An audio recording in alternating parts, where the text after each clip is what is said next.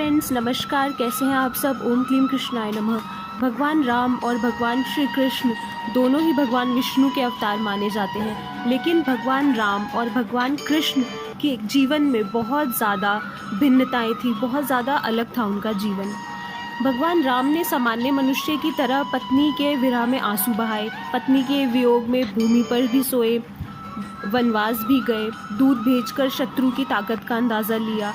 लेकिन श्री कृष्ण ने समय समय अद्भुत लीला दिखाकर लोगों को विश्वास दिलाया कि वह 16 कन्याओं से संपन्न मानव नहीं, महामानव विष्णु के अवतार हैं। तो आज मैं आपको यही बताऊंगी कि भगवान श्री कृष्ण की वो 10 लीलाएं जिनसे लोगों ने इन्हें भगवान माना, जिनसे लोगों को ये पता चला कि ये कोई आम मनुष्य नहीं है। श्री कृष्ण ने कंस के कारावास में जन्म लिया और इनका जन्म होते ही कारावास के दरवाजे खुल गए और प्रहरी गहरी नींद में सो गए। साथ ही आकाशवाणी भी हुई कि बच्चे को नंदगांव में नंदराय जी के घर पहुंचा दो और नंदराय की नवजात कन्या को लेकर आ जाओ। यह श्री कृष्ण के महामानव होने का पहला संकेत था। कंस को जब कृष्ण जन्म की सूचना मिली तो पूतना नाम की राक्षसी को कृष्ण को मारने के लिए भेजा। पूतना ने कृष्ण को चुरा लिया और अपने वक्ष पर जहर लगाकर उन्हें अपना दूध पिलाने लगी। श्री कृष्ण ने पूतना के वक्ष स्थल से उसके ही प्राण खींच लिए और विशालकाय राक्षसी खुद मृत्यु को प्राप्त हो गई। जिन्होंने श्री कृष्ण की इस लीला को देखा वह हैरान था, क्योंकि पूतना ने नंदगांव के सभी नवजात बच्चों को मार डाला था, लेकिन नन्हे कृष्ण ने पूतना को ही यमपुरी पहुंचा दिया। उसी समय से लोगों ने कहना शुरू कर दिया कि कृष्ण सामान्य मनुष्य नहीं, कोई महामानव है।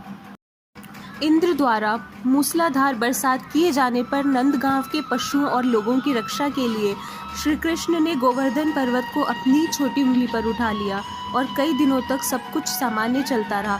तब इंद्र को माफ़ी मांगने के लिए श्री कृष्ण के सामने आना पड़ा। जब लोगों ने श्री कृष्ण की यह लीला देखी तो उन्हें पूरा यकीन हो गया कि श्री कृष्ण मनुष्य के रूप में भगवान है और श्री कृष्ण के कहने पर गोवर्धन पर्वत की पूजा शुरू कर दी। तभी से हर साल गोवर्धन पर्वत की पूजा की परंपरा चली आ रही है। कंस के पहलवानों को पराजित करके कंस का वध करना किसी सामान्य व्यक्ति के वश में नहीं था। जैसे ही श्री कृष्ण ने कंस का वध किया, चारों दिशाओं से श्री कृष्ण के जयकारे गूंज उठे।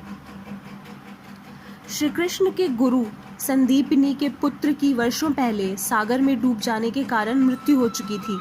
गुरु दक्षिणा देने के समय श्री कृष्ण ने गुरु के मन की बात जान ली और उनके पुत्र को वापस जीवित करके उन्हें लौटा दिया।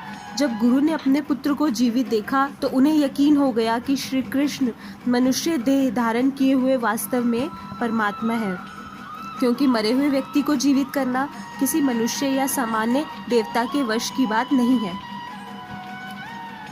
महाभारत में चीरहरण का तो सब जानते ही हैं। चीरहरण के समय द्रौपदी ने श्री कृष्ण का ध्यान किया था और द्रौपदी की साड़ी इतनी लंबी हो चली गई कि दुशासन थक कर बैठ गया। इस तरह श्री कृष्ण ने द्रौपदी की लाज बचाई। द्रौपदी और श्री कृष्ण की इस लीला से कौरवों की पूरी सभा ने श्री कृष्ण को भगवान रूप में जाना। पांडवों के दूत बनकर जब श्री कृष्ण दुर्योधन के पास पहुंचे तो दुर्योधन ने श्री कृष्ण को बंदी बनाने का आदेश दिया।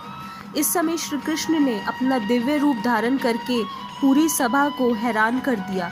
इस समय भीष्म और विदुर ने श्री कृष्ण को विष्णु रूप में देखा। महाभारत युद्ध के दौरान हर दिन युद्ध में मरने वालों की संख्या की भविष्यवाणी करना यह भी बताता है कि श्री कृष्ण मानव नहीं बल्कि भगवान है। श्री कृष्ण की सबसे भव्य लीला थी उनका विराट रूप धारण करके अर्जुन को जीवन और मृत्यु के रहस्य का बोध कराना। श्री कृष्ण का विराट रूप साक्षात उनके पर ब्रह्म परमेश्वर होने का सबूत देता है और इसके बाद कोई शक नहीं रह जाता। श्री कृष्ण मानव देह में श्री विष्णु के अवतार हैं। जय श्री कृष्ण।